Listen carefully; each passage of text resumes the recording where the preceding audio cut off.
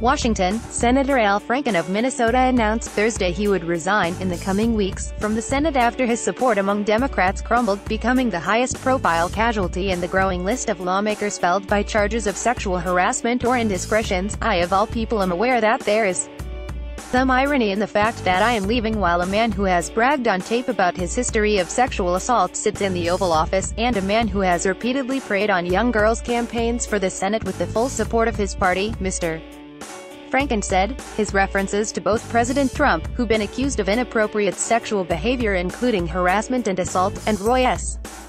Moore, the Republican nominee for an Alabama Senate seat who faces allegations that he molested teenagers, followed Mr. Franken's steadfast denial that he himself had done anything wrong. Mr. Franken said he had been ready to cooperate fully with the Senate Ethics Committee investigation but that he decided to leave office because it became clear he could not both pursue the investigation and represent the people of Minnesota.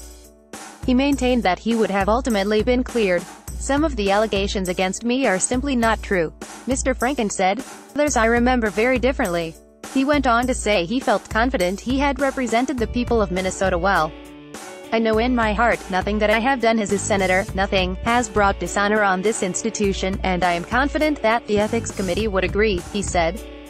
He also said he was shocked and upset by the harassment allegations and that in responding to the claims, he may have given people the false impression that he was admitting to any of the accusations. He added that he planned to continue to be a champion for women and would be active outside of the Senate. Even on the worst day of my political life, I feel like it has all been worth it, he said. Politics, Paul Wellstone told us, is about the improvement of people's lives. I know that the work I have been able to do has improved people's lives. I would do it all over again in a heartbeat. Nearly all of the Senate's Democratic women, and most Democratic men, including the Senate's top 2 Democrats, called for Mr.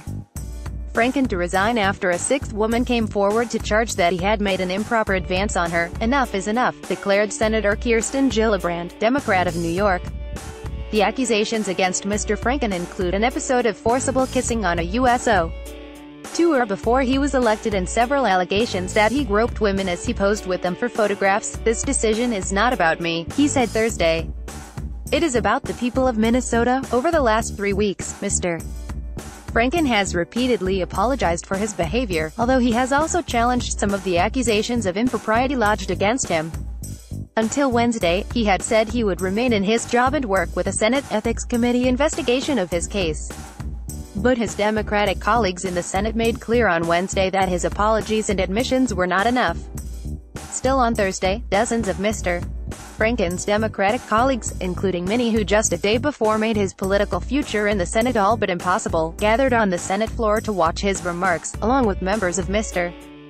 Franken's staff and family. One by one, they rose to embrace him. Senator Jeff Flake of Arizona, the only Republican on the floor of the chamber, said, "He is my friend and he did the right thing." Moments after Mr. Franken's remarks, Senator Tammy Duckworth, Democrat of Illinois, said she wanted to thank him for doing the right thing, leaving the Capitol shortly after. Mr.